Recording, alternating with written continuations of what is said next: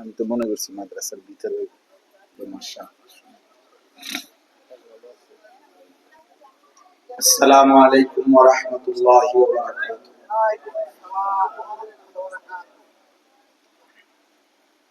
আলহামদুলিল্লাহ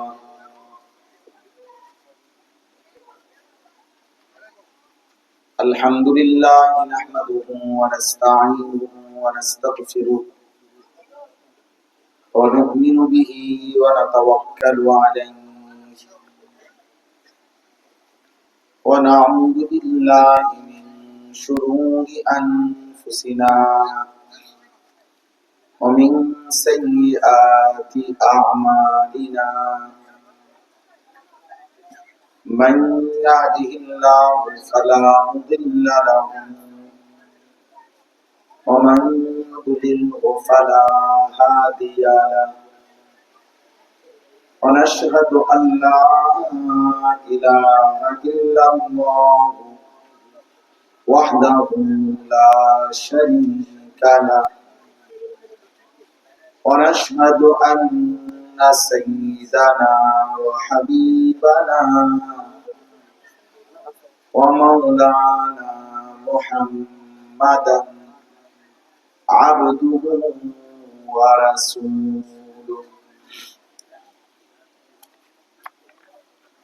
أما بعد فأعوذ بالله من الشيطان الرجيم.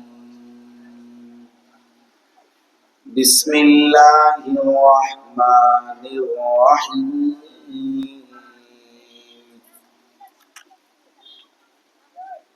يا أيها الذين آمنوا لا تتبعوا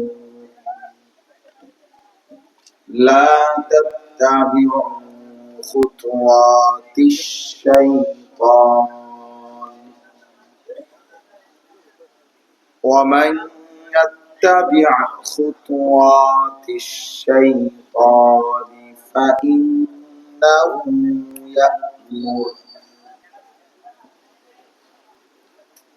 فإنه يأمر بالفحشاء والمنكر ولولا فضل الله عليكم ورحمته ما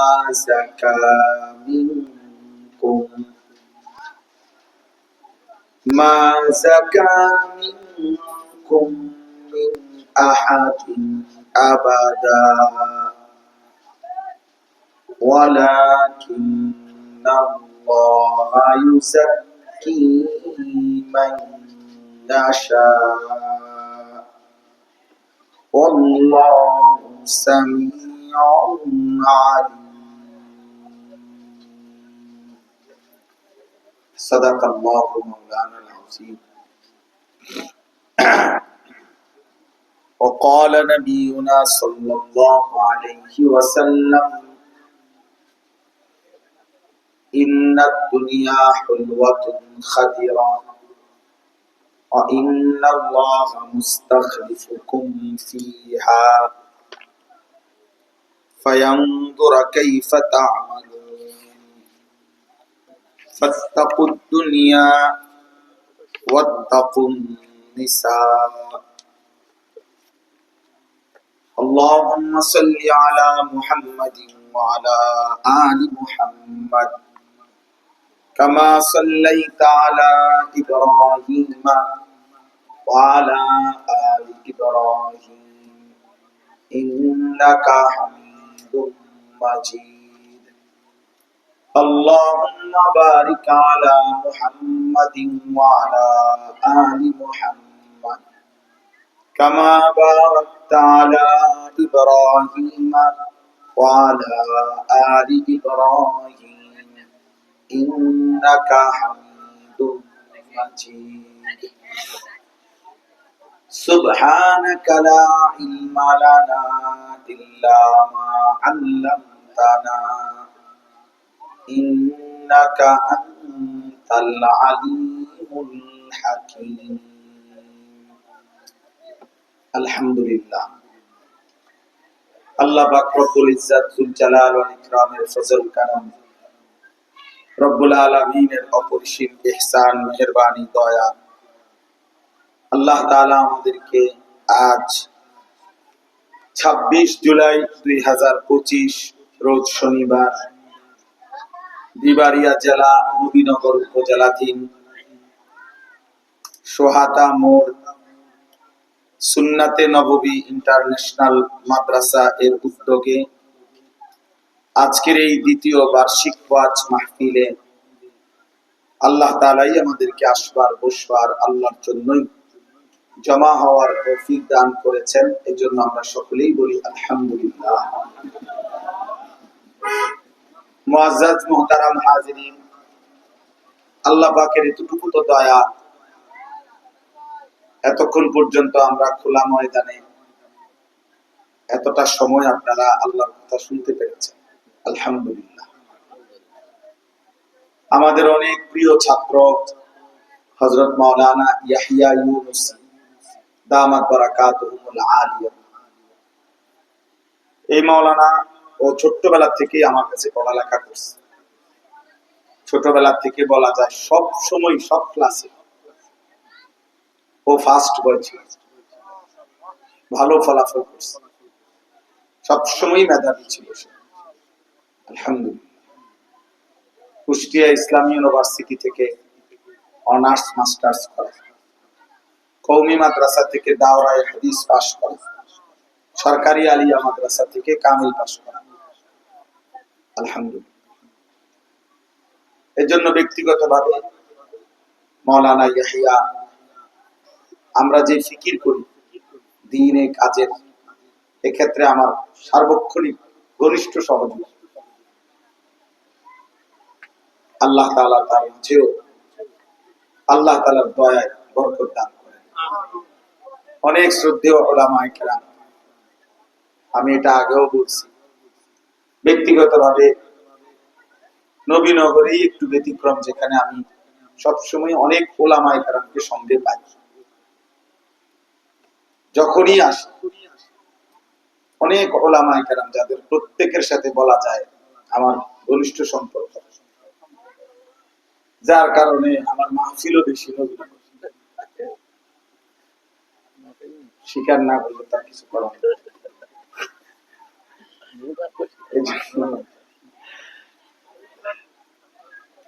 মূলত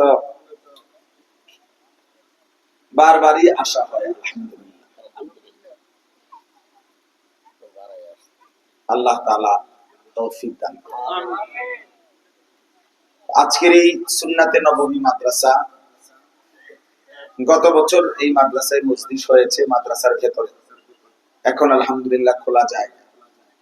আল্লাহ তাআলা মাদ্রাসার মধ্যেও বরকত দান করেন।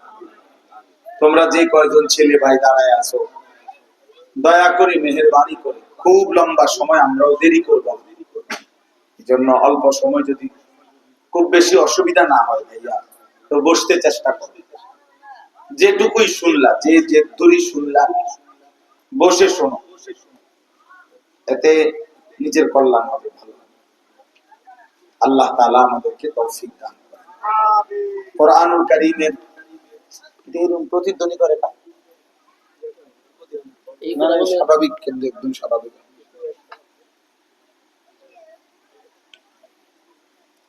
18 নম্বর পারা, 24 নম্বর সূরা, সূরা নূর। এই সূরার 21 নম্বর আয়াত আমি তেলাওয়াত করেছি। ইনশাআল্লাহ এই একটি আয়াতকে সামনে রেখে সামান্য কিছু কথা আমরা আরজ করতে চাই। আল্লাহ তাআলা আমাদেরকে তৌফিক দান করেন। ইয়া আইয়ুহাল্লাযীনা আমানু, আল্লাহ তাআলা উল্লেখ করছেন, ডাক দিচ্ছেন, হে ঈমানদারগণ।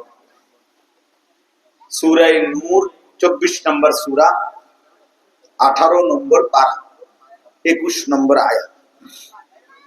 হে ঈমানদারগণ, লা তাত্তাবিউ খুতুওয়াতিশ শাইতান, শয়তানের কোন রাস্তা, কোন পথ কোনোভাবেই তোমরা অনুসরণ করো না। ومن يتبع خطوات الشيطان فإنه يأمر بالفحشاء والمنكر। তোমাদের মধ্যে যে কেউই শয়তানের রাস্তা অনুসরণ করবে তো নিশ্চিত মনে রেখো শয়তান তাকে সারাক্ষণ যাবতীয় অশ্লীলতা, বেহায়াপনা ও মন্দ কাজের প্রতি আদেশ করবে।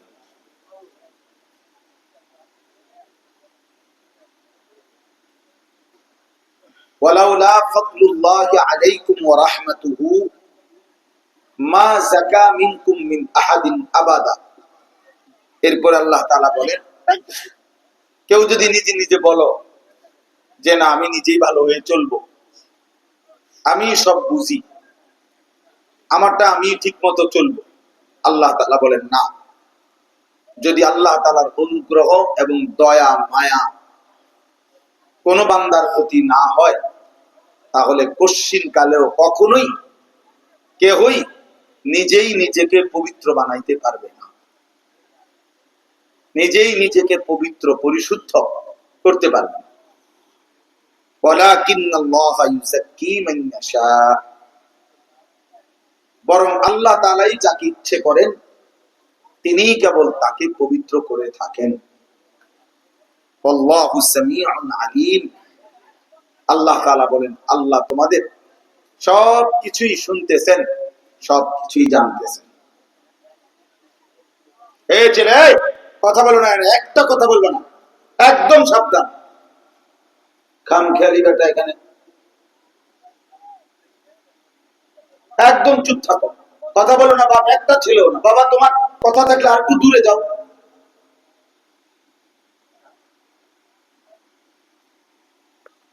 তোমরা বসো, যতক্ষণ পারো বসো, শুধু শুধু দাঁড়ায় আছো। বসো না কেন? এই সাদা গেঞ্জি বসো না কেন?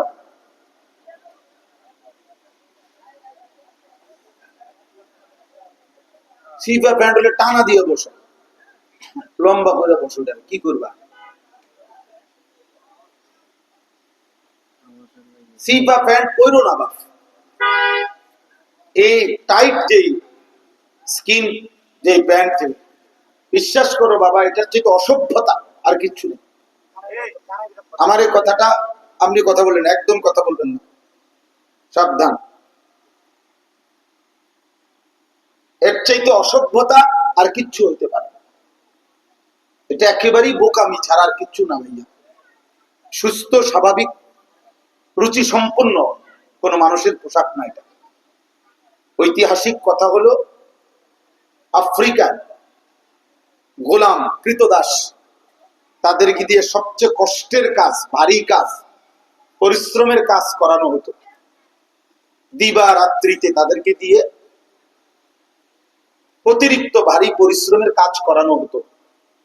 তো এই আফ্রিকান কৃতদাস যাতে কাজে ফাঁকি দিতে না পারে, বসতে না পারে, সারাক্ষণ যেন কাজ করে, এই জন্য তাদেরকেই প্রথম এই সিফা টাইট প্যান্ট বা এই পায়জামার মতো এগুলো পড়ানো হয়েছে। সত্য কথা, এটাই হলো ঐতিহাসিক কথা। তাহলে তুমি ভাইয়া একটু ভেবে দেখো, এটা একটু বসা আরামসে তার কপালে জোটে না, এটা কথা হইলো নাকি? এটা টানতে টানতে অনেক কষ্ট করে না সুন্দর করে প্রস্রাব করতে পারে, না বাথরুম টয়লেটে সুন্দর করে বসতে পারে, না কোনো জায়গায় একটু নড়ে চড়ে বসতে পারে। কথা হইলো কোনো? ন্যূনতম বিবেক বুদ্ধ থাকা উচিত যে আমার একটা আরামেরও তো ব্যাপার আছে। এই জন্য এমনি বললাম তুমি একজন কেনা, এটা মনে রাখতে হবে। 2 নম্বর কথা হলো, কারো যদি এই কোমর থেকে নাভি থেকে আর কি রান পর্যন্ত, এই হাঁটু পর্যন্ত এটুকু জায়গা পুরুষের সতর, আর সতর ঢাকা ফরজ। সতর ঢাকা কি ফরজ, এবং এতটা গুরুত্বপূর্ণ ফরজ যে ইমানের পরে কোন বান্দার উপরে নামাজ ফরজ হয়, কিন্তু নামাজেরও আগে সতর ঢাকা ফরজ হয়। এই জন্য নামাজের বাহিরের ফরজ হইল 70 টাকা। নামাজের ভেতরের বাহিরের ফরজ আছে না, তো বাহিরের ফরজ হইল 70 টাকা। এই 70 টাকার ক্ষেত্রে তাফসীরের মধ্যে আছে দুইটা জিনিস লক্ষণীয়। এক হলো এই নাভি থেকে হাঁটু এটা কাপড় দিয়ে ঢাকতে হবে। 2 নাম্বার হলো এটা এতটা টাইট আটসাত হইতে পারবে না যার দ্বারা কাপড় দিয়ে ঢাকার পরেও এই রান এবং পিছনের অংশের অবয়ব মানে আকৃতিটা বোঝা যায়। এমন হইলে এটা 70 ঢাকা হবে না, এটা স্পষ্ট কিতাবে আছে। অর্থাৎ যেই প্যান্ট পরার দ্বারা আপনার রান এবং হাঁটুর এটাই কতটুকু মোটা চিকন টাইট এটা বোঝা যায়। যদিও কাপড়ে ঢাকা কিন্তু অবয়বটা কি আকৃতিটা বোঝা যায়। কোমরের পাশ এটা বোঝা যায়। তো এইটার দ্বারা 70 ঢাকা এই ফরজ আদায় হয় না, এটা আদায় হয় না। তাহলে এটা দুই দিকেই মুসিবতের বিষয়। 70 ঢাকার ক্ষেত্রেও এই টাইট প্যান্ট ক্ষতিকর। 70 ঢাকার এই ফরজ আদায় হয় না ঠিক মতো। আর রুচিবোধের ক্ষেত্রেও এটা একটা কৃতদাসের পোশাক, গোলামের পোশাক। আর ভদ্রচিত ইমানদার মুসলিম যুবক এমন পোশাক তার হতে পারে না, যার আত্মমর্যাদা আছে। পোশাক একটি গুরুত্বপূর্ণ বিষয়, মনে রাখতে হবে। পোশাক ফ্যাশন নয়, শুধু পোশাক কোনো মানুষের তৈরি না। কোরআনুল কারীমের মধ্যে সূরা আরাফের মধ্যে স্পষ্ট আছে, মহান আল্লাহ পাক রব্বুল আলামিন বলেন, আমি আল্লাহ আমার বান্দার জন্য পোশাক আমি নাজিল করেছি। ইয়া বনি আদমা قد انزلنا عليكم لباسا। ছেলেরা মনোযোগ দিয়ে শোনো ভাই, আল্লাহ তাআলা বলেন, হে বনি আদম, قد انزلنا عليكم لباسا, আমি আল্লাহই তোমাদের জন্য, এই যে এখন বৃষ্টি আল্লাহ নাজিল করে, হোক বৃষ্টি, যদি ওয়াজ নাও করতে পারি কোনো অসুবিধা নেই, মালিকের প্রতিটা ফয়সালাতেই আমরা রাজি। কি বলে? আল্লাহ তাআলার ফয়সালার উপরেই বান্দা খুশি। কারণ আল্লাহ ছাড়া আমার আছে কে? আপনার আছে কে? তো কাজে আর আল্লাহর ফয়সালার উপরে না রাজি না হয়ে অন্য কোথাও যাওয়ার সুযোগ আছে কি? তো লাভ কি? হাদিসে কুদসির মধ্যে আছে, মান লাম ইয়ারদা বিকাদাই ফালিয়াতলুব রাব্বান সিওয়াই। আল্লাহ তাআলা বলেন, আমার যে বান্দা আমি আল্লাহর ফয়সালার উপরে সন্তুষ্ট নয়, সে যেন আমাকে বাদ দিয়ে অন্য আরেকজন রব, খোদা, প্রতিপালক তালাশ করে নেয়। তারে বলে দাও, তুমি আরেকজন রব তালাশ করো, তুমি আরেকজন মালিক তালাশ করো। সেটা কি আছে কেউ? তো কাজেই যেটুকু হইছে আলহামদুলিল্লাহ, এখনো যেটুকু সম্ভব আলহামদুলিল্লাহ। কি বলেন? তো বলতেছিলাম যে আল্লাহ তাআলা বলেন, আমি আল্লাহ তোমাদের উপরে, ওই যে বৃষ্টি যেমন কোরআনে আছে, ওয়া আনজালনা মিনাল মুহসিরাতি মাআন সাজ্জাজা, জমাট মেঘ থেকে আমি আল্লাহই তোমাদের জন্য অঝরে বৃষ্টি নাজিল করি। আল্লাহ বলেন, আমি বৃষ্টি নাজিল করেছি, যে আল্লাহ নাজিল করছে। কোরআনুল কারীমের ব্যাপারে আল্লাহ বলছে, কোরআন আমি আল্লাহ নাজিল করেছি। হুয়াল্লাযী আনজালা আলাইকাল কিতাব, তিনি আল্লাহ যিনি আপনার উপরে কোরআন নাজিল করেছেন। আল্লাহ তাআলা কোরআনুল কারীমের মধ্যে বলছে, ওয়া আনজালনাল হাদীদ, আমি আল্লাহ লোহা আমি নাজিল করেছি। লোহা বুঝেন তোরা? লোহা যেগুলোতে আমরা এই সমস্ত কাজ করি। ঠিক একই রকম আল্লাহ বলছেন, ইয়া বনি আদম قد انزلنا عليكم لباسا, আমি আল্লাহই তোমাদের উপরে তোমাদের জন্য পোশাক নাজিল করেছি। এই পৃথিবীর সমস্ত চতুষ্পদ জন্তু, জানোয়ার, চতুষ্পদ জন্তু নিজের শরীরের আবরণ দিয়েই তার লজ্জাস্থান ঢাকে, লেজ হোক, অথবা আল্লাহ তাআলাই তাকে কুদরতি ভাবে শরীরের গঠন এভাবে বানাইছে, তার শরীরের অঙ্গ দিয়েই সে কি করে, তার লজ্জাস্থান ঢাকার সিস্টেম। আলাদা পৃথক কোনো পোশাক কাপড় তাকে পরতে হয় না। কিন্তু এই পৃথিবীতে আল্লাহ তাআলাই মানুষকে এভাবে সৃষ্টি করেছেন যে পোশাকবিহীন তার লজ্জাস্থান ঢাকার কোন সিস্টেম নারী কিংবা পুরুষ কারোই না। আছে কোন সিস্টেম নেই, কোন সিস্টেম নেই। এই জন্য মহান আল্লাহ পাক রব্বুল আলামিন যেদিন আদম হাওয়াকে সৃষ্টি করেছেন, যখন শুরু করছেন, যখন রূহ দিয়েছেন, তো তখন আল্লাহ তাআলা পোশাক সহই তাদেরকে আল্লাহ তাআলা মানুষের এই সৌন্দর্য দান করেছে। এই জন্য কুরআনুল কারীমের মধ্যে আছে আদম এবং হাওয়া আলাইহিমাস সালাম তো পোশাক পরিহিতই ছিলেন জান্নাতে।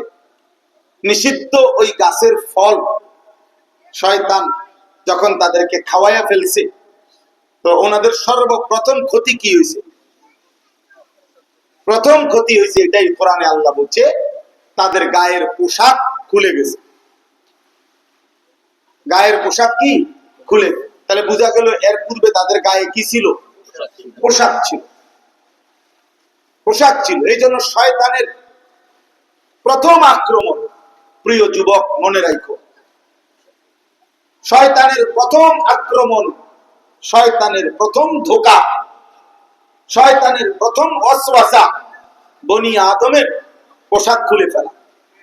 আল্লাহ তৌফিক দেন, হেফাজত করেন, আল্লাহ আমাদেরকে কবুল করে নেন। খুলে গেল মানে তাদের আবরণ, পোশাক খুলে গেল, উন্মোচিত হয়ে গেল। আল্লাহ তাআলা বলেন উভয়ই খুব দ্রুত গতিতে জান্নাতের গাছের পাতা ছিঁড়ে নিজেদের লজ্জা ঢাকতে শুরু করলেন। তাহলে এই জন্য বললাম কোরআনুল কারীমের মধ্যে কথা স্পষ্ট আছে সূরা আরাফে, যে শয়তানের প্রথম আক্রমণ, শয়তানের প্রথম আক্রমণ, শয়তান আদমের পোশাক খুলে ফেলছে। এই জন্য এখানে কোরআনুল কারীমে দেখেন একেবারে স্পষ্ট কোরআন শরীফের আয়াত, আল্লাহ তাআলা বলেন ইয়া বনি আদম লা ইয়াফতিনান্নাকুমুশ শাইতানু কামা আখরাজা আবাওয়াইকুম মিনাল জান্নাহ। আল্লাহ তাআলা বলেন হে বনি আদম, শয়তান যেন তোমাদেরকে এমন ফিতনায় ফেলতে না পারে যেভাবে সে তোমাদের পিতা মাতা আদম এবং হাওয়াকে জান্নাত থেকে বের করে দিয়েছে। এরপরে বলছে ইয়ানজিউ আনহুমা লিবাসাহুমা, সরাসরি কোরআনের আয়াত। আল্লাহ বলেন শয়তান আদম এবং হাওয়ার শরীর থেকে তাদের পোশাক খুলে ফেলছে। লিউরিয়াহুমা সাওআতিহিমা, যেন তাদের লজ্জাস্থান খুলে পড়ে, উন্মোচিত হয়ে পড়ে। ইন্নাহু ইয়ারাকুম হুয়া ওয়া কাবিলুহু মিন হাইসু লা তারাউনাহুম। নাউযু বিল্লাহ। আল্লাহ তাআলা বলেন নিশ্চয়ই শয়তান তার দল বল নিয়ে তোমাদেরকে এমন জায়গা থেকে খেয়াল করে, লক্ষ্য করে যে সে তোমাদেরকে দেখতে থাকে কিন্তু তোমরা তাকে দেখো না, তোমরা তাকে দেখো না। ইন্না জাআলনাশ শায়াতিনা আউলিয়া লিল্লাযিনা লা ইউমিনুন, নিশ্চয়ই আমি আল্লাহ শয়তানকে তাদের বন্ধুই বানিয়েছি যারা বেঈমান, আমি আল্লাহর উপরে ঈমান রাখে না, আমি আল্লাহর উপরে ঈমান রাখে না। এই জন্য দোস্ত, আমি মূলত কথাটা শুরু করছিলাম ওই ছেলেকেই মনে করেন বললাম, মূলত মাকসাদ তো একজনকে ছিল না। ব্যক্তিগতভাবে যেহেতু তোমরা অনেক নওজোয়ান পড়ছো, তোমাদের কাছে এটা অনুরোধ, তোমরা এই সিপা টাইট প্যান্ট পরো না। প্যান্ট পরা অকাট্যভাবে হারাম না, প্যান্ট পরা অকাট্যভাবে নাজায়েজ না, কিন্তু ইসলামের যে মৌলিক নীতিমালা, ইসলামের যে মৌলিকত্ব, ঢিলে ঢালা হওয়া, পূর্ণভাবে সতর ঢাকা, এবং সতর কাপড় দিয়ে ঢাকার পরও যেন অবয়ব আকৃতি একদম বোঝা না যায়, এরকম খেয়াল রাখলে স্বাভাবিকভাবে কেউ যদি প্যান্ট পরে ঢিলে ঢালা, তো এটা না জায়েজ না, হারাম না। হ্যাঁ, আল্লাহ ওয়ালা বুজুর্গ উলামায়ে কেরাম, ওনাদের ইত্তেবা অনুসরণ হলো না আর কি, কিন্তু ফি নাফসিহি হারাম নয়। কিন্তু এইটা তো গুনাহ যে আমি এতটা টাইট পড়লাম যার দ্বারা আমার রান, হাঁটুরের উপরের ভাগ, কোমর এবং নিতম্ব এটা বোঝা যায়, অবয়ব একদম আকৃতিটা বোঝা যায়। এই জন্য দয়া করে দোস্ত, একজন সুস্থ স্বাভাবিক মানুষের, মুসলমানের পোশাকের প্রতি যত্নবান হওয়া উচিত। আল্লাহ তাআলা এটাই বলছেন, পোশাকের দুইটা উদ্দেশ্য, ইউয়ারি সাওআতিকুম ওয়া রিশা। আল্লাহ তাআলা বলেন পোশাকের দুইটা উদ্দেশ্য। এক নাম্বার হলো পোশাক তোমাদের লজ্জা ঢাকবে, দুই ওয়া রিশা, পোশাক তোমাদের সৌন্দর্য বাড়াবে। তাহলে পোশাক তোমাদের লজ্জাও ঢাকা, পোশাক তোমাদের সৌন্দর্য বাড়াবে। তাহলে এক মানুষের পোশাকের প্রথম উদ্দেশ্য, আল্লাহ কোরআনে বলছেন আমি নাজিল করছি পোশাক, আমি পড়ায় দিছি আদমকে পোশাক, আমি পড়ায় দিছি হাওয়াকে পোশাক। আর আমি আল্লাহর উদ্দেশ্য ছিল প্রথম লজ্জা ঢাকা। আমি শক্ত করে বললাম, ওই যে ওনারে আমি বলতে নিষেধ করছি এই কারণে যে আমি বলি, অন্য কেউ না বলুক। এটা অনেক সময় হয় কি, এটা আমার একটা অভিজ্ঞতা, যে ওই শ্রোতাদের কেউ যদি আবার তাল দেয়, পরে কাজা লাগে, ঝগড়া লাগে, যে বেটা হুজুর কইছে কইছে তুই কেডা। বুঝেন নাই কথাটা? আমি এটা দেখছি, মানে হয়তো হুজুর কইছে গায়ে সইছে, আমনে কেডা, আমনে আমার আমার মাত তৈরি করতে আমনে, তখন ঝগড়া হয়, মনোমালিন্য হইতে পারে। এই জন্য ওই চাচারে আমি বললাম যে আপনি বললেন না, আমি বলি। বুঝেন না হিসাবটা? তাইলে নওজোয়ান তো আমগরে মহব্বত করে, আমরা জানি। আর মহব্বতের দাবি সংশোধন করা, ভালোবাসলে সংশোধনই করে। সোহাগ করা তারই সাথে শাসন করেছে, সোহাগের মধ্যেই শাসন থাকাছে, অর্থাৎ সংশোধন করাছে। শুধরাইয়া না দিলে, ঠিক করে না দিলে কে ঠিক করে দিবে? দীর্ঘদিন যাবৎ অনাদরে, অযত্নে, অবহেলায় ফেলে রাখার কারণে একটা পর্যায়ে আসে এখন আমাদের ছেলে পেলে সম্পূর্ণ নিজের মতো করে চলছে, নিজের মতো করে। কেউ তাকে মনে করায়ও নাই যে মুসলমানের পোশাক তেমন হয় না, কেউ হয়তো ভাবায় না। আলহামদুলিল্লাহ, আমি এমন ইমানদারের ঘরে ছোট বাচ্চাও দেখছি, 4 বছরের মেয়ে, ছোট্ট মেয়ে, মাথার হিজাব একটু সরে গেছে, সাথে সাথে চিৎকার দিয়ে উঠছে, হিজাব হিজাব। কসম আল্লাহ, আজকেও দেখছি সুদর্ণপুরে আমার শায়েখের মাদ্রাসা এক বাচ্চা মেয়ে, তার কোলে নিতে গিয়ে তার মাথার হিজাবটা একটু টান খাইছে, সর্বোচ্চ 4 বছর হবে বয়স, সে চিৎকার দিয়ে উঠছে। কসম আল্লাহ, হিজাব হিজাব, এটা ছুটে গেল কেন, মানে এটা এদিকে চলে গেল। আমি নিজ চোখে দেখছি। তাইলে হাদিসের মধ্যে আছে, আল্লাহ নবী সাল্লাল্লাহু আলাইহি সাল্লাম বলেন, প্রত্যেকটা মানব সন্তান আল্লাহকে মানার যোগ্যতা নিয়ে, ফিতরাত নিয়ে এই পৃথিবীতে ভূমিষ্ঠ হয়। প্রত্যেকটা দেহের মধ্যে পুরো ইসলাম মানার, খোদার কসম, শতভাগ যোগ্যতা দিয়ে আল্লাহ তাআলা সৃষ্টি করেছে। ওই ভাই এটা ঘুরে চলে ফালতু কথা, ফাইজলামি করতে আসছে এখানে।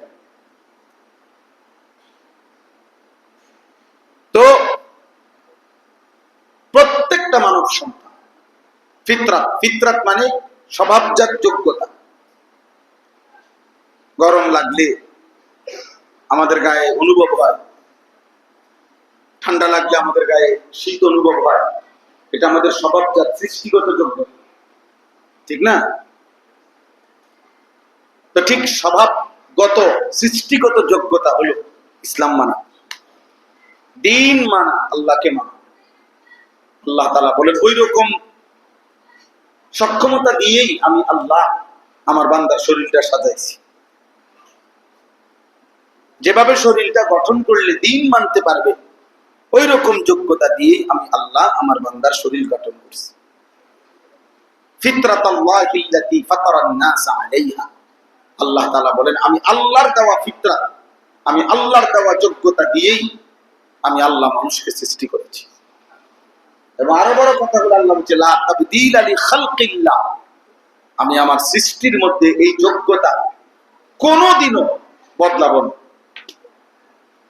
90 বছর পরেও যদি বান্দা বিগত 90 বছরও কোনোদিন আমার সেজদা দেয় না, এরপরেও যদি সেজদা দিতে চায় কোনোদিন, এমন হবে না যে গত 90 বছর সেজদা না দিতে দিতে এখন আর তার কোমরই বাঁকা হয় না, হাঁটুই বাঁকা হয় না, এমন হবে না। আল্লাহ বলেন 90 বছর পরেও আমার বান্দা চাইলে আমাকে সেজদা দিতে পারবে। আমি তার এই যোগ্যতাটা কি করব না, নষ্ট করব। আমি তার এই যোগ্যতাটা নষ্ট করব। যালিকা দ্বীনুল কাইয়্যিম, আল্লাহ বলেন এটা আমি আল্লাহ তাআলার অকাট্য দ্বীন, আমার অকাট্য ফয়সালা, যে আমি সৃষ্টিগত যোগ্যতা মৃত্যু পর্যন্ত নষ্ট করি না। এটাও আল্লাহ তাআলা কি পরিমাণ ইহসান করেন। কত মেশিন, কত পার্টস আছে দীর্ঘদিন অব্যবহৃত হওয়ার কারণে এমন লক্ষ্যচক্র রয়েছে, এটা আর কোনো কাজে করে না, এটার লাগাইও কোনো কি নাই, লাভ নাই, এটা একেবারে বাদ হয়ে গেছে ব্যবহার না করতে করতে। এমন হয় না যে দীর্ঘ 10 বছর 20 বছর 30 বছর আল্লাহকে ভুলে থাকার কারণে এখন আর রুকুই দিতে পারে না, সেজদাই দিতে পারে না। আল্লাহ বলেন না, আমি আল্লাহ তাআলা আমার সৃষ্টিগত যোগ্যতা নষ্ট করি। এই জন্য প্রিয় ভাই বাবা, আল্লাহ তাআলা আমাদেরকে দিন মানার যোগ্যতা দিয়ে সৃষ্টি করেছে, আল্লাহকে মানার যোগ্যতা দিয়ে সৃষ্টি করেছে। পোশাকের ব্যাপারে আমরা আমাদের মহিলাদেরকে আল্লাহ তাআলাই সৃষ্টিগত ভাবে আল্লাহ তাআলাই পোশাক পুরা শরীর ঢাকার জন্য আল্লাহই আদেশ করছে, এবং সে পরিমাণ সক্ষমতা আল্লাহ তাআলা তাদের দেহে দিয়েছেন। এই জন্য তীব্র প্রচন্ড গরমের মধ্যেও নারী বোরকা পরে চলতে পারে, অথচ আমরা গেঞ্জি গায়ে চলতেও কষ্ট। কিভাবে সম্ভব? আল্লাহ তাআলা তার শরীরের মধ্যে ওই পরিমাণ ভারসাম্যতা দিয়েছে, সৃষ্টিগত যোগ্যতা দিয়েছে। সৃষ্টিগত রান্নাঘরের চুলার সামনে যে রান্না করে মহিলারা 3-4 ঘন্টা, আমি বহুদিন এই 2-4 মিনিট দাঁড়াইয়া দেখছি, আমার বিবির পাশে দাঁড়াইয়া, আমার পক্ষে সম্ভব না। গরমের হাতে আমার গায়ে সরে না। একটা ডিমবাজি করবো, এই ধৈর্য আমার কপালে জোট, আমার দিয়ে ধরছে কথা বলছেন। তাহলে কথার কথাই বলবেন, এখান দিয়ে আসেন, এখানে আসেন, এখানে আসেন, তাই না? আসেন। তো এই জন্য বললাম আমাদের প্রত্যেকেই এটা আমাদের বোঝা উচিত। তো চলেন ইনশাআল্লাহ, কথাটা শুরুতে বললাম, ওই এক ছেলেরে বসাইতে গিয়ে এই পোশাকের কথা বললাম। হাদিসের মধ্যে আছে, বহুত বড় দুঃখের কথা হলো, নবীজি বলছে নিসাউন কাসিয়াতুন আরিয়াতুন মাইলাতুন মুমিলাতুন লা ইয়াজিদনা রিহাল জান্নাহ। নবীজি বলেন এমন কিছু নারী হবে যারা কাসিয়াতুন, যারা পোশাক পরেছে, কিন্তু খোদার কসম বন্ধু, নবীজি বলেন আরিয়াত, অথচ তবুও তারা উলঙ্গ। এর মানে কি? তাই গায়ে তো পোশাক, অথচ উলঙ্গ। নবীজি বলছেন, হাদিস, বিশুদ্ধ হাদিস, কাসিয়াতুন আরিয়াতুন, পোশাক পরিধান সত্ত্বেও উলঙ্গ, মাইলাতুন মুমিলাতুন, যারা নিজেরাও পুরুষদেরকে তাদের দিকে আকর্ষণ করে, পুরুষও তাকে নিজের দিকে আকর্ষণ করে। মনে হয় যেন মহিলাও পুরুষকে ডাকে ইশারায়,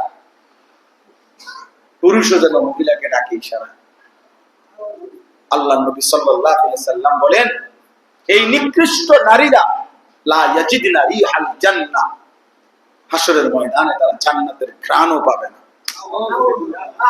অথচ নবীজি বলছেন, অথচ 500 বছরের রাস্তা, 500 বছরের দূরত্ব যদি জান্নাত থাকে, তবুও জান্নাতি বান্দা 500 বছরের রাস্তা দূরে থাকতেই জান্নাতের ঘ্রাণ নাকে পায়। এই নাফরমান নারী, সে জান্নাতের ঘ্রাণও পাবে না, তাহলে সে কতটা দূরত্বে জান্নাত থেকে, কতটা দূরত্বে। দুনিয়াও তেমন কোনো অর্জন হয় নাই, যত লক্ষ মানুষ তাকে দেখছে বেপর্দা বেহায়া নারীকে, হ্যাঁ, তেমন কোনো অর্জন নাই। বরঞ্চ লোভের দৃষ্টিতে, উপভোগের দৃষ্টিতে, কামাতুর দৃষ্টিতে, শাহওয়াতের দৃষ্টিতে, অসভ্য নজরে পুরুষ তাকে দেখছে। তাহলে এখানেও তো তার কোনো ফায়দা নাই, এখানেও তো কোনো অর্জন নাই, আখিরাতেরও কোনো অর্জন নাই। একেবারেই হতভাগা নারী, দুর্ভাগা, একবারেই দুর্ভাগা, বেপর্দা নারী, আসলেই বদনসিব। দুনিয়ায় বা কি জুটলো, আখিরাতে তো কিছুই জুটবে না, কিছুই জুটবে না। এজন্য দোস্ত, পোশাক গুরুত্বপূর্ণ। এমন প্যান্ট পরো না যে প্যান্ট এতটা টাইট, ঢিলে ঢালা পর,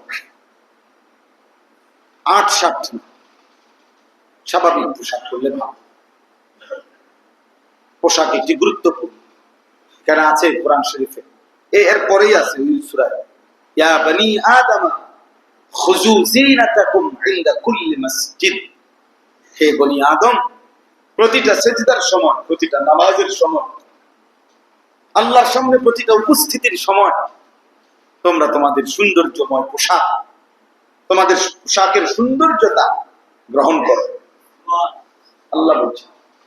এজন্য তাফসীরের মধ্যে আছে, কোন ব্যক্তি কোন দুনিয়ার সামান্য মেহমান, অতিথি, যে কোনো কারোর সামনে যদি সে এমন পোশাক পরিধান করে যেটা দিয়া সে তার কাছে যাইতে লজ্জাবোধ করে, বরং একটু পোশাক বদলায় লয়, জামা বদলায় নেয়, এখান থেকে বসুন, মকবুলের সাথে বসুন, আমি তো দেখছি না। আল্লাহ, তো মুফাসসিরিনে কেরাম, ফুকাহায়ে কেরাম বলেন, এরকম পোশাক পরে, অর্থাৎ যে মনে করেন আপনি একটা গেঞ্জি গায়ে, এই সময় বাড়িতে আপনার একজন লোক আসছে, আপনারা ডাকতেছে, স্বাভাবিকভাবেই তো আপনি বলতেছেন যে শার্টটা দাও, কে জানে আসছে, তাহলে বোঝা গেল আপনি শুধু এই গেঞ্জি গায়ে দিয়ে এই আপনার লোকটার সামনে যাইতে লজ্জাবোধ করছেন। তো ফুকাহায়ে কেরাম বলেন, যে পোশাকে, যে অবস্থায় সাধারণ মানুষের সামনে যেতে লজ্জাবোধ করে, ওই পোশাকে মহান আল্লাহ পাক আরশে আজিমের মালিক তার সামনে কেমনে দাঁড়ায়, তার সামনে কেমনে দাঁড়ায়। এজন্য আমাদের অসংখ্য মানুষ, মাঝ বয়সী, বুড়া মানুষ, মধ্যবয়স্ক লোকদের ওই বদভ্যাস, গেঞ্জি গায়ে দিয়ে নামাজ পড়ে, গামছা কাঁধে দিয়ে নামাজ পড়ে, বুঝেন নাই? গেঞ্জি গায়ে দিয়ে, গামছা গায়ে দিয়ে নামাজ পড়ে। আপনার বাড়িতে কোনো মেহমান আসলে ড্রয়িং রুমে, সামনের রুমে, সোফার রুমে গামছা কাঁধে দিয়েই তো বসবেন না, মহান আল্লাহ পাকের সামনে সিজদা দিতে আসবেন, বলেন। এই জন্য মুফাসসিরিন, ফুকাহায়ে কেরাম বলছেন, একেবারে এই যে কোনই ঢাকে না, এরকম হাফ শার্ট, মানে এই যে এখানে পর্যন্ত গেঞ্জি, এইটা পরেও নামাজে দাঁড়ানো মাকরুহ, অপছন্দনীয়। বরং পুরাটা ঢাকাওয়ালা ফুল শার্ট পরা উচিত, ফুল জামা।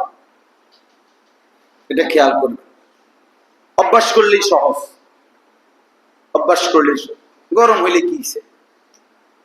গরম, আপনি গেঞ্জি খুলে তো আর জামা খুলে তো আর গরম কমাইতে পারতেন না। গরম তো গরম, শীত তো শীতে। অতএব আমাদের এটা উচিত পোশাকের ব্যাপারে যত্নবান হওয়া। কোরআনুল কারীমে আল্লাহ বলছেন লিবাসুত তাকওয়া যালিকা খায়র। আল্লাহ তাআলা বলছে তাকওয়ার পোশাক এটাই সর্বোত্তম। এই কথার দুই অর্থ। এক অর্থ হইল যে তার বাহ্যিক শরীর পোশাকে আবৃত করছে, আর যে ভেতরের শরীর মানে অন্তরাত্মা তাকওয়া দিয়ে সজ্জিত করেছে, তো সে যেন তার ভেতরটা তাকওয়ার পোশাক লাগাইছে, বাহিরটা ইসলামী পোশাক লাগাইছে। আল্লাহ তাআলা বলেন এই অন্তরাত্মা গুনাহমুক্ত তাকওয়ার পোশাক অন্তর সজ্জিত করা, যালিকা খায়র, এটাই উত্তম, এটাই উত্তম, এটাই উত্তম। আর অথবা আরেকটা অর্থ হলো আহলুত তাকওয়া, যুগে যুগে যারা আল্লাহর প্রিয় বান্দা, মুত্তাকি বান্দা, যুগে যুগে যারা আল্লাহ তাআলার অনুগত বান্দা, আল্লাহকে ভয় করে যেসব বান্দা, আল্লাহর সেই প্রিয় নেককার বান্দাদের পোশাক সর্বোত্তম, সর্বোত্তম। এজন্য দোস্ত, এটাকে ছোট মনে করার কিছু নাই। অনেক সময় আমাদের অনেক বুদ্ধিজীবী পণ্ডিত একটু শিক্ষিত মানুষ মনে করে যে হুজুররা সবকিছু নিয়ে বাড়াবাড়ি, একটা জামা নিয়েও ওনাদের মাথা ব্যথা। বুঝেন নাই কথা? এটা কিন্তু অনেক অনেক লোক আছে, একটা জামা নিয়েও হুজুরদের মাথা ব্যথা, একটা জামা নিয়েও হুজুরদের ধর্মীয় উস্কানি। কথা বুঝছেন?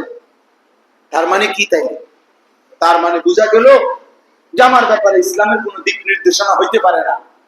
যার শরীর তার পোশাক, তার যেটা ভালো লাগে সে সেটাই পড়বে। এই অসভ্যতার, এই নগ্নতার, এই স্বাধীনতার কোন অনুমতি ইসলামের মধ্যে নাই। ইসলামের মধ্যে এটা নাই। বরং ইসলাম সবকিছুকে নিয়ন্ত্রণ করে। যে নবী সাল্লাল্লাহু আলাইহি সাল্লাম কয়টা ঢিলা ব্যবহার করবে টয়লেট পেপার, বাথরুম টয়লেটে, এইটা যে এখানে তিনি ঠিক করে দিয়েছেন, এখানে নবীজি যেটা ঠিক করে দিয়েছেন, তো সেইখানে পোশাকের মতো গুরুত্বপূর্ণ বিষয় কোন দিক নির্দেশনা থাকবে না। কথা বলুন। আপনি যদি বলেন এইটা ছোটখাটো বিষয়, পেশাব পায়খানা, এটা নিয়েও কি একটা বলার বিষয় হলো নাকি? এটা হাদিসেও আছে, মদিনার ইহুদিরা নবীজির জামানায়, ইহুদি বেঈমানরা, ইহুদি ওরা বলতো, ওরা এটা বলতো যে তোমাদের নবী মুহাম্মদ নাকি বড় নবী, বেটা এত বড় নবী, শ্রেষ্ঠ নবী নাকি?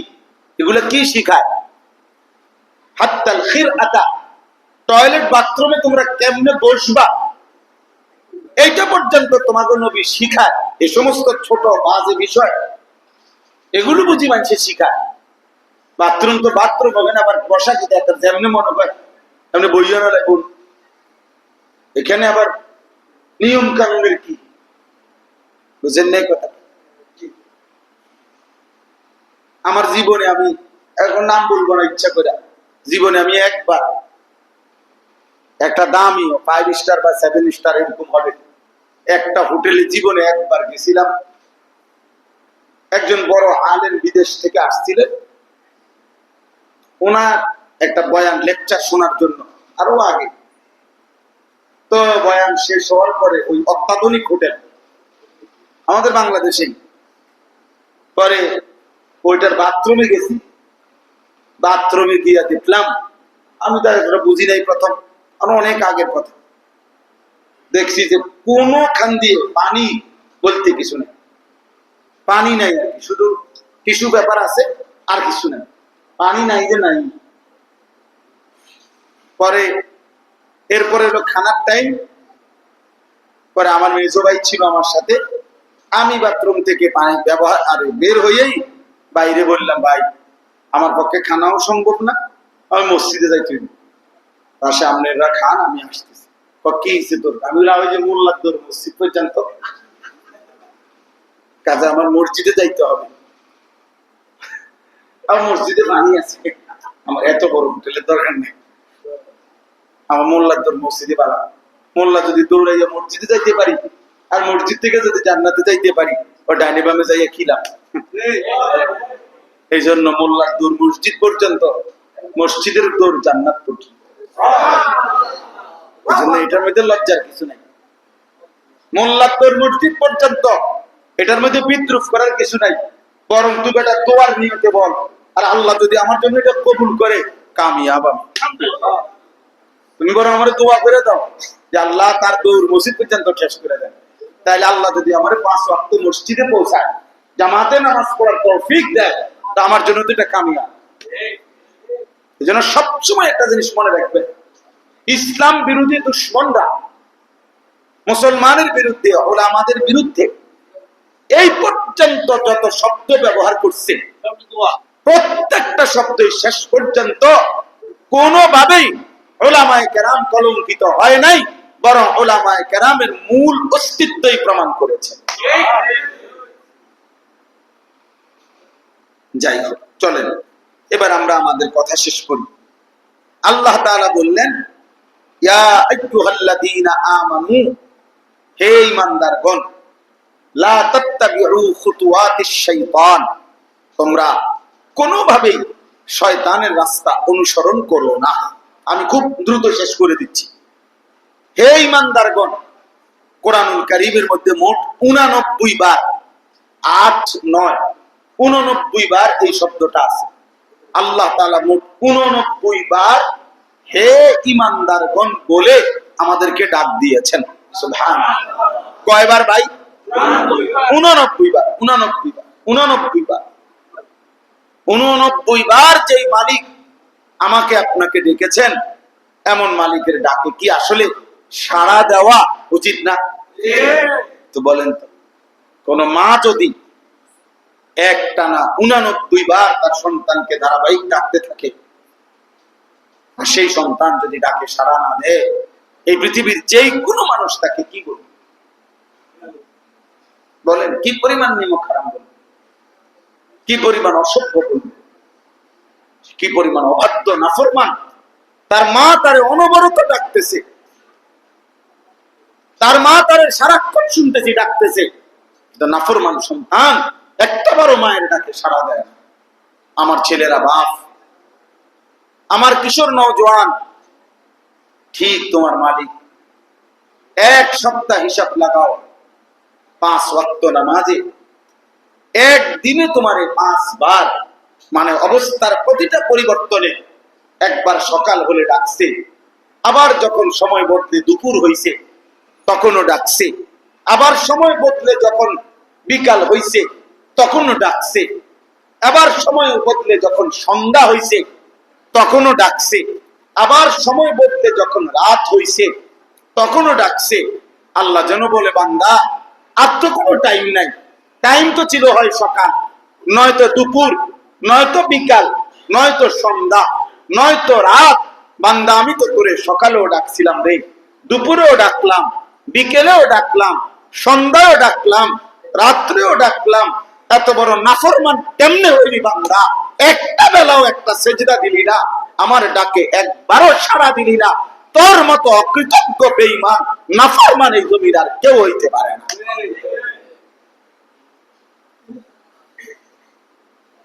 জন্য বেনামাজির মতো বেহায়া, অসভ্য, বেনামাজির মতো নির্লজ্জ আর কেউ নেই, বেনামাজির মতো জানোয়ার আর কেউ নেই, জানোয়ার আর কেউ নেই, নিকৃষ্ট জানোয়ার এটা।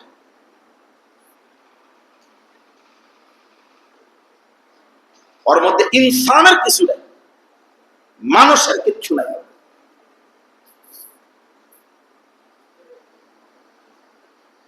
ইনসানের কিছু নাই, মানুষের কোন আইটেমে রাখবে না। কথা হলো নিয়ে সকাল দুপুর বিকেল সন্ধ্যা রাত আর কোনো টাইম আছে? সময়ের আর কোনো নাম আছে? নামে তো এই 5টা। একবারও সারা দিবা? এত বড় জানোয়ার মানুষ হয়? এত বড় অকৃতজ্ঞ মানুষ হয়? আস্তাগফিরুল্লাহ। মনে রেখো আল্লাহর নবী সাল্লাল্লাহু আলাইহি সাল্লাম রাহমাতুল লিল আলামিন, দয়ার মায়ার সাগর নবী, কি পরিমাণ গোসা হইলে নবী বলে, বেনামাজি তোর হাসর হবে ফেরাউনের সাথে, নমরুদের সাথে, কারুনের সাথে, উবাই ইবনে খালাফ নিকৃষ্ট মক্কার বেঈমান তার সাথে। এর চাইতে ভয়ানক, এর চাইতে ভয়ঙ্কর কোন পাপীর উদাহরণে তো নাই। কথা বলেন না? ফেরাউন নমরুদের চাইতে, কারুন হামানের চাইতে আল্লাহর সৃষ্টির মধ্যে এর চাইতে ভয়ঙ্কর পাপীর উদাহরণ নবী বলছে তোর হাসর হবে তাদের সাথে। তার মানে এর নিচে যে সমস্ত সিটার বাচ্চা এগুলো তো আছে। কথা বোঝেন না? এর নিচের যেটি পাপী এরা তো পাবেই, এমনকি ফেরাউন নমরুদরে পাবে। ফেরাউন নমরুদকে কি পরিমাণ গুসা করছে নবীজি। প্রিয় যুবক, নামাজ পড়বে বা লা তাত্তাবিউল খুতুওয়াতিশ শাইতান, শয়তানের পথে চলো না। প্রত্যেক গুনাহ তাফসীরের মধ্যে আছে শয়তানের রাস্তা কোনটা, খোদার কসম তাফসীরে আছে প্রতিটা গুনাহ। তোমরা মাসুম, আল্লাহ দোহাই তুমি এতে বসো করতে, এই ছেলে ফ্যানের গরম লাগবে, আমি শেষ করে দিতেছি, তুমি এর পরে হাত পাখা দিয়ে বাতাস করো, যা একটা তুফান লাগাই দিছ, বসো এখানে, এসে বসো, চলেন। এজন্য কিচ্ছু হতো না, গরমে কোনো মানুষ মরে যাবে না। আল্লাহ তাআলা বলছেন শয়তানের পথ অনুসরণ করো। এটা অনেকবার আছে, বিশ্বাস করেন এই কথাইটা, এই কথাইটা আল্লাহ তাআলা কোরআনে বলছে ইয়া আইয়ুহাল্লাযীনা আমানু দুখুলু ফিস সিলমি কাফা ওয়া লা তাত্তাবিউ খুতুওয়াতিশ শাইতান। হে ঈমানদার, পুরোপুরি ইসলামের মধ্যে প্রবেশ করো। আবার বলছে বান্দা, শয়তানের কোন পথ অনুসরণ করো। খেয়াল করেন, এই অল্প সময় শেষ করছি। আল্লাহ বলছে ইয়া আইয়ুহান নাস কুলু মিম্মা ফিল আরদি হালালান তাইয়্যিবা ওয়া লা তাত্তাবিউ খুতুওয়াতিশ শাইতান। আমার বান্দা, হালাল খাও, হালাল, হারাম খাইও না, শয়তানের পথ অনুসরণ করো। যখন হালাল খাইতে বলছে তখনও বলছে শয়তানের পথ অনুসরণ করো না। যখন ইসলাম পুরা মানতে বলছে তখনও বলছে শয়তানের পথ অনুসরণ করো না। এখানেও বলছে শয়তানের পথ অনুসরণ করো না, ওই পথে যেও না, ওই পথে যেও না, ওই পথে যেও না। এই জন্য কেন নামাজ পড়বা না? কেন নামাজ পড়বা না? কত ভাবে আমরা বলার চেষ্টা করতেছি, কত ভাবে আমারে কত মানুষ ব্যক্তিগতভাবে অনেক সময় কয় যে হুজুর, মাঝে মাঝে ভয় লাগে যে আপনি যেভাবে খোলাফান্ডে দমকা, অন্য কোনো মানুষ হলে উল্টে ধরলে আমি বললাম যাক, একদিন যারা ধরছে না আর দৌড়লে আমি আর জানবো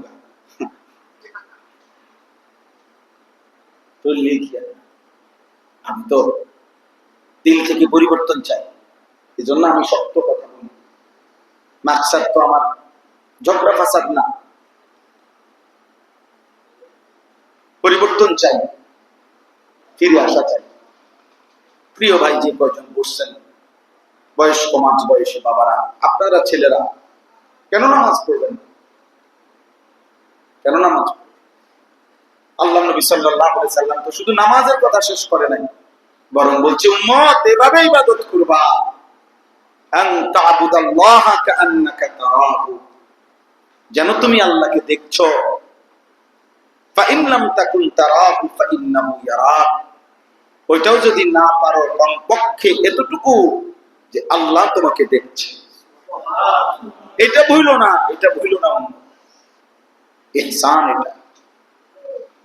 হাদিসে জিব্রাইল দিয়ে আল্লাহ নবী বলছে ইউআল্লিমুকুম দীনাকুম, তোমাদের পুরো দ্বীন শেখালো। ঈমান পূর্ণ হয়, ইসলাম পূর্ণ হয়, কোন মানুষের মুসলমানের জিন্দেগি পূরণ হয় খোদার কসম তখন যখন তার ভিতরে এই অবস্থা হয় যে হয় আমি আল্লাহকে দেখছি, অথবা কমপক্ষে আমার দিলে কথা আছে যে আল্লাহ আমাকে দেখছেন। আল্লাহ আলাম ইয়ালামু বিআন্নাল্লাহা ইয়ারা, রব্বুল আলামিন বলে বান্দা জানো কি আমি কিন্তু সারাক্ষণ দেখি। আল্লাহ বলে বান্দা রুকু দিলেও আমি দেখি, সেজদা দিলেও আমি দেখতে থাকি, জিকির করলেও আমি দেখতে থাকি, রাত গভীরে যখন উলঙ্গ ছবি দেখো বান্দা আমি দেখতে থাকি, নারীর নাচ যখন দেখছো বান্দা আমি মাওলা তখন দেখতে থাকি। আয়াহসাবু আন লাম ইয়ারাহু আহাদ, আল্লাহ বলে বান্দা তুমি কি এই ভেবেছো তোমাকে বুঝি কেউ দেখছে না? কেমনে ভাবলা বান্দা?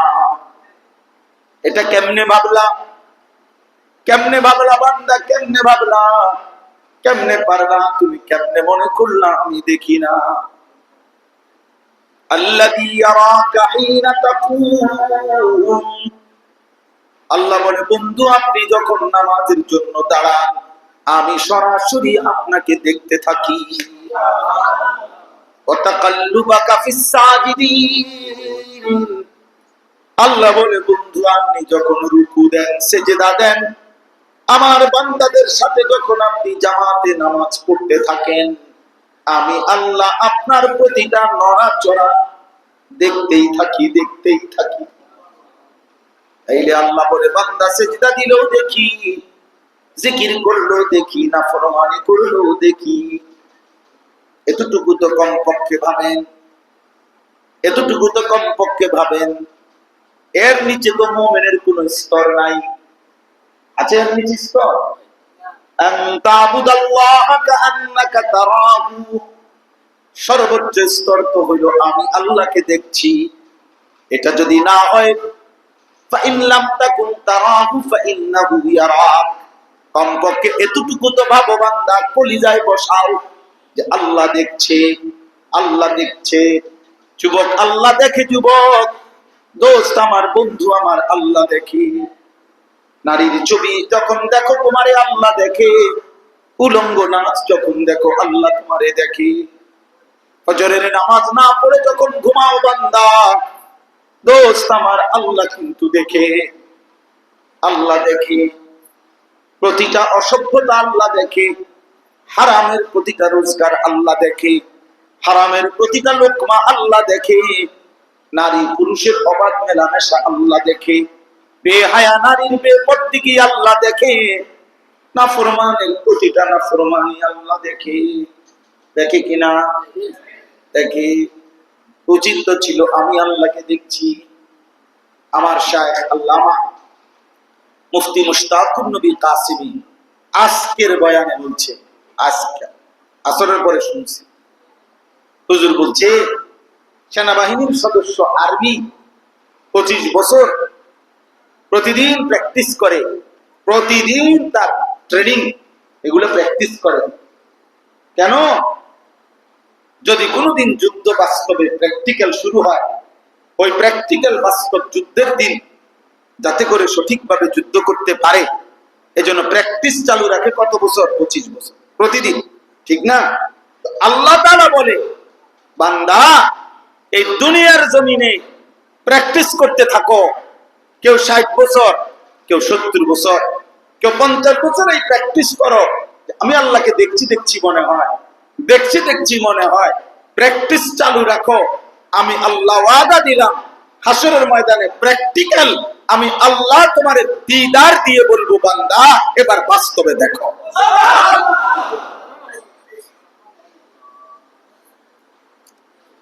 এবার দেখো। বহুদিন বান্দা প্র্যাকটিস করছো, আমার দেখি দেখি মনে হয়েছে আজ তো দেখো।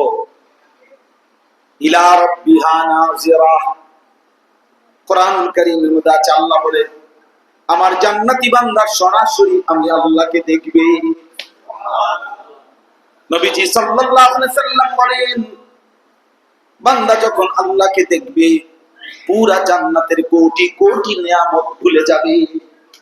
আল্লাহর দিদারের সামনে হুর মিছা, আল্লাহর দিদারের সামনে জান্নাতের সব নাজ ও নিয়ামত ভুলে যাবে। আল্লাহকে দেখেই মজা পেতে থাকবে, আল্লাহকে দেখেই স্বাদ পেতে থাকবে। অপেক্ষার সব পালা শেষ হয়ে গেল, সব প্র্যাকটিস হতে হতে এবার রবকে দেখেই ফেললো। বান্দা যেন বলল 70 বছর মাওলা চেষ্টা করছি আপনারে দেখবো দেখবো বলে, 50 বছর চেষ্টা করছি আপনারে দেখবো দেখবো বলে। আল্লাহ বলেন বান্দা আমিও তো জানি, আমারও তো মন চাইছে তোরে দেখা দিতে, কিন্তু দুনিয়ার জমিন হওয়ার কারণে, দুনিয়ার জীবন হওয়ার কারণে দেখা দেই নাই বান্দা। মূসাও তো আমারে দেখতে চাইছে, আল্লাহ আমি তো আমার বহু বান্দা আমারে দেখতে চাইছে, আমি তো দেখা দেই নাই বান্দা। আজ 70 বছরের দুঃখ মুছায় দেব, আজ 50 বছরের দুনিয়ার দুঃখ মুছে দেব বান্দা। আজ দেখ, নয়ন ভরে দেখ বান্দা, প্রাণ ভরে দেখ বান্দা। আল্লাহ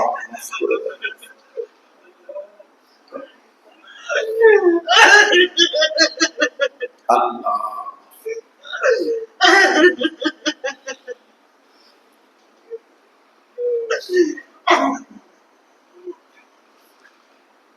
চলো দোস্ত, তুমি যদি তোমার গুনায় মজা পাও, আমরা কিন্তু আল্লাহর ডাইকেও মজা পাই। তুমি মনে করো না তুমি কেবল ভাত খাও আর আমরা চিড়া খাই, না না, আল্লাহরে ডাকার মধ্যেও মজা আছে, সেজদার মধ্যে বহুত মজা আছে, আল্লাহর গোলামির মধ্যে স্বাদ আছে। দুনিয়া তো আলহামদুলিল্লাহ আমাদের সবারই চলতেছে, আখিরাত কিন্তু চলবে না রে বন্ধু। চলো নামাজ পড়বো ইনশাআল্লাহ, সবাই নিয়ত করি তো আল্লাহ আল্লাহ তৌফিক দান করে। আন তা'বুদাল্লাহ কাআন্নাকা তারাহু ফাইন লাম তাকুন তারাহু ফাইন্নাহু ইয়ারাক। জন্য জিবরাইল বলছে নবী ইহসান কি? নবী বলছে যেন তুমি আল্লাহকে দেখছো অথবা আল্লাহ তোমাকে দেখছে। কোরআনুল কারীমে এবার আল্লাহ বলেন বান্দা ইহসানের এই সিফাত কলিজার মধ্যে যদি এটা হয় যে তুমি আমাকে দেখছো, অথবা যদি এটা না পারো কমপক্ষে যদি কলিজায় এটা বসাইতে পারো যে আমি আল্লাহ তোমাকে দেখছি, এমন ইহসানের এই স্তর যদি হয়, আমি আল্লাহ ওয়াদা দিলাম ওয়া ইন্নাল্লাহা লামাল মুহসিনিন, আমার এমন মুহসিন বান্দার সাথেই আমি আছি। মুহসিনিন বান্দা অর্থাৎ যার কলিজার মধ্যে এটা সারাক্ষণ থাকে যে আমার আল্লাহ আমাকে দেখছে, আমার আল্লাহ আমাকে। ছোটবেলায় আমরাও ওয়াজ শুনছি না, আমিও ওয়াজ শুনছি ছোটবেলায়, খুব মনে নাই কোন বুজুর্গর কার মুখে, বাকি ওয়াজের মধ্যে শুনছি যে এক বুজুর্গ বলছে তার মুরিদদেরকে যে বাবারা তোমরা আগামীকাল এমন একটা মুরগি জবাই করে আনবা আমার জন্য, এমন জায়গা থেকে, হ্যাঁ কেউ যেন না দেখে, কেউ যেন না থামেন না, নিজেরাই সফর করেন নিজের। তো পরের দিন সবাই মুরগি জবাই করে আনছে একটা একটা, শুধু একজন মুরিদ একটা জীবিত মুরগি আনছে। তো আল্লাহর ওলি বলছে বাপ তুমি মুরগি জবাই করলা না, আমি তো জবাই করা মুরগি আনতে বলছি। বলছেন হুজুর আপনি তো বলছেন এমন জায়গায় জবাই করতে যেখানে কেউ না দেখে, আমি তো নদীর ধারে গেলাম, পুকুরের পাড়ে গেলাম, আমি তো বাঁশ ধারের কাছে গেলাম, রাতের অন্ধকারে গেলাম, কত জায়গায় ঘুরলাম হুজুর, তো যেখানেই জবাই করতে যাই আমার যে কেবল মনে পড়ে যে আমার আল্লাহ। আপনি তো বলছেন কেউ যেন না দেখে, আমার তো কেবল মনে পড়ে আল্লাহ তো আমারে দেখে, আল্লাহ তো দেখে। আল্লাহ আন তা'বুদাল্লাহ কাআন্নাকা তারাহু ফাইন লাম তাকুন তারাহু ফাইন্নাহু ইয়ারাক ওয়া মান ইয়াত্তাবি' খুতুওয়াতিশ শাইতান। আল্লাহ বলেন মনে রেখো মুমিন, শয়তানের পথ যদি ধরো, অনুসরণ করো, ফাইন্নাহু ইয়া'মুরু বিল ফাহশাই ওয়াল মুনকার। শয়তান তোমারে সারাক্ষণই কেবল অশ্লীলতা, বেহায়াপনা এটারই আদেশ করবে, ওয়াল মুনকার গুনাহের কাজের প্রতি আদেশ করবে। কিশোর নওজোয়ান, তাফসীরের মধ্যে কথা স্পষ্ট আছে, ফাহশা অশ্লীলতা মানে কি? অশ্লীলতা মানে হলো আয-যিনা ওয়া মা আশবাহু, নারীর সাথে সম্পৃক্ত যত গুনাহ এটার অশ্লীলতা।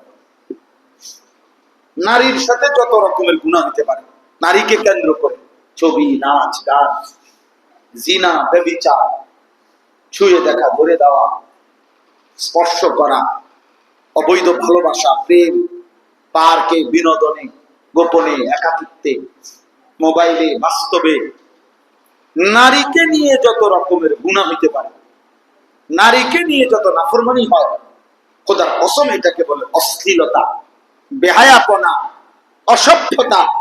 আল্লাহ তাআলা বলছে শয়তানের পথ ধরবা তো সে প্রথম তোমাকে নারীকে কেন্দ্র করে যে কোনো অশ্লীলতার দিকেই আদেশ করবে। এই যে ওমান ইয়াত্তাবি' খুতুওয়াতিশ শাইতান ফাইন্নাহু ইয়া'মুরু বিল ফাহশা,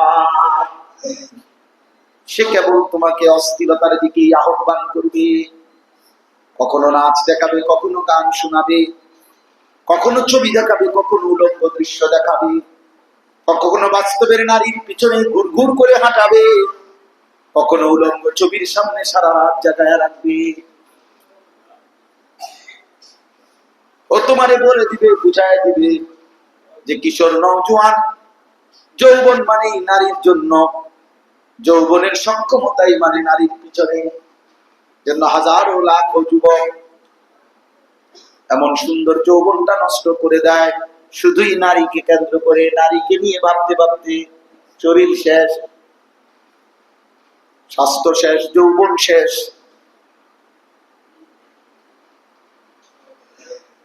হ্যাঁ, আমরা তো শত শত জানি।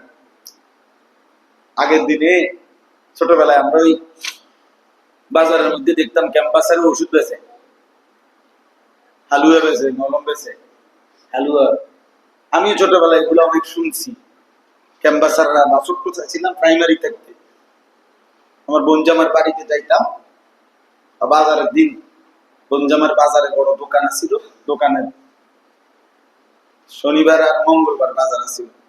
বাজারের দিন এই ক্যাম্পাসার আসতো গোল হইয়া, আর কিগুলো বলতো বিভিন্ন কথা, তো এগুলো মুখস্থ করতাম, শুনতাম। এই জন্য বললাম, ওরা তখন দেখতাম নাউজুবিল্লাহ অনেক কাহিনী কইতো, অমুক ছেলের এই হয়েছে, অমুক বেটার এই হয়েছে, তমুক বান, এটা শুনাইতো আর যে আমার ওষুধে এই উপকার হয়েছে। এরকম শত শত নওজোয়ানের কাহিনী তো আমরা জানি, যাদের জীবনের স্বাভাবিক সক্ষমতা নাই, জিনা করে, ব্যভিচার করে, নিজের হাত অসভ্যতার পিছনে নষ্ট করে শরীরের স্বাভাবিক সক্ষমতা হারিয়ে ফেলেছে। একটা যুবক হলো, মনে রাখে, হাসির বিষয় না।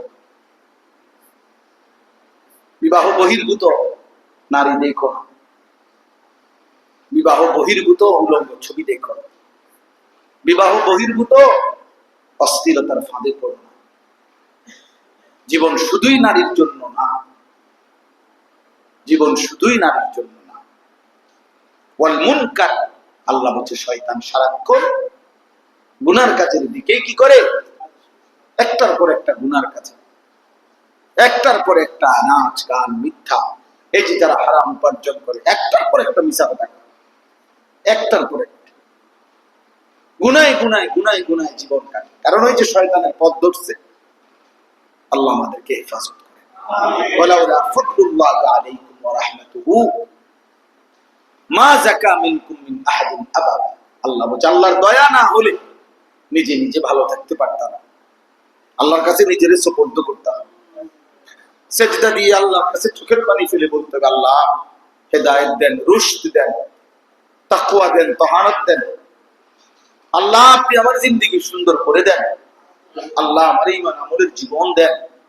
কোরআনুল কারীমের মধ্যে আছে ওই 7 জন যুবক আসহাবে কাহাফ, ওই যুবকরা গর্তে গুহার মধ্যে আশ্রয় নিয়া পুরা জাতির থেকে ঈমান বাঁচানোর জন্য তখন তারা দোয়া করছে আল্লাহর কাছে, রব্বানা আতিনা মিন লাদুনকা রাহমা, আল্লাহ আপনি আমাদেরকে আপনার কাছ থেকে রহমত দান করেন, ওয়া হাইয়্যি লানা মিন আমরিনা রাশাদা। প্রিয় ভাইয়ের শেষ কথা শুনেন, যুবকরা বলছে আল্লাহ আপনি রহমত দেন, আর আমাদের আগামীর চলার পথে নিজের জন্য আমরা কি করব, জাতির পরিবর্তনের জন্য আমরা কি করব, এই রাস্তা, এই পথ, এই কর্তব্য, আমাদের করণীয়, আমাদের পথ, আমাদের সঠিক রাস্তা আপনি সহজ করে দেন, আপনি বাতলায়া দেন কি করতাম। আল্লাহ তাআলা যেন মায়া করে বলছে যুবককে, 7 যুবক, যে আমার বান্দা যুবক অনেক কষ্ট করে আসছো, বাড়িঘর ছাইরে আসছো, গোপনে আড়ালে আসছো, অনেক ক্লান্ত লম্বা সফর করে আসছো গুহার মধ্যে, চলো একটু ঘুমাও, বিশ্রাম করো, পরে হইব কথা। কেমনে জাতিকে সংশোধন করবা এগুলো পরে, আগে একটু বিশ্রাম করো। ছেলেরা কাত হইছে, আল্লাহ তাআলা 309 বছরের জন্য তাদেরকে ঘুম পাড়ায় দিয়েছে। 309 বছর, কোরআন শরীফের আয়াত, ওয়ালাবিসু ফি কাহফিহিম সালাসামিআতিন ওয়াজদাদু তিসআ। 309 বছর, 309 বছর ঘুমাইছে বেটা। কোরআন শরীফের আয়াত মিথ্যা হইতে পারে? আল্লাহ বলেন মুকাল্লিবুহুম যাতাল ইয়ামিন ওয়া যাতাশ শিমাল, মানুষ যেমনি ঘুমাইলে ডান দিকে বাম দিকে কাইত হয়, 309 বছর এরা এই ডান দিকেও কাইতেছে, বাম দিকেও কাইতেছে। এমন না যে একদিকে শুয়ে রয়েছে, একদিকে শুইলে পচে গেল হইলে মাটি খাইয়ে লাগলে হইলে, এই জন্য নড়াচড়া করছে ঠিক মতো। এমন 309 বছর। তা আমি বুঝাবার জন্য বলি, ওই যুবকরা যেন আল্লাহকে বলছে আল্লাহ আমরা চাইলাম আপনার কাছে চলার রাস্তা, আপনি দিলেন নাম করে শোয়াইয়া। আল্লাহ বলেন লাগবে না, বাকিটা আমি আল্লাহ নিজেই করে দেব। 309 বছর পরে যুবকরা যখন ঘুম থেকে আল্লাহ উঠাইছে, আল্লাহ বলছে যাও এলাকায় গিয়ে দেখো। ছেলেরা এলাকায় ফিরে এসে দেখে পুরা জাতি ইমানদার, বাদশাহ ইমানদার, বাদশাহ। যুবক হিম্মত করছে, যুবক সাহস করছে, মারে বলছে মা টিফিনের জন্য যাই, কেউ বলছে প্রাইভেটে যাই, কেউ বলছে টিউশনিতে যাই, এক একজন এক এক কথা বলে বাইর হইছে।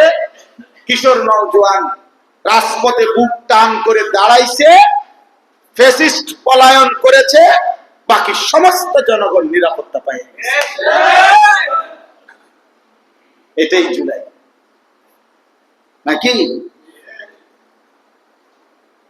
নওজোয়ান হিম্মত করে দাঁড়াইলে দেশ বদলে যায়, জাতি বদলে যায়, জালেম হেরে যায়।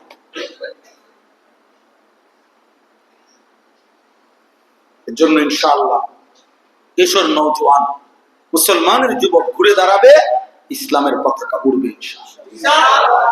ইনশাআল্লাহ ফিলিস্তিনও বিজয় হবে, গাজার বিজয় হবে, সময়ের ব্যবধান, সময়ের কি হবেই হবে ইনশাআল্লাহ। এই জন্য আজকে এতটুকুই কথা। আমরা প্রত্যেকে ইনশাআল্লাহ, আপনারা আসলে কষ্ট করে মসজিদে আসছেন, মোবারকবাদ, সবর করছেন। তো আমার আজকে কথা এটাই, আমরা কেউ গুনার রাস্তায় যাব না ইনশাআল্লাহ।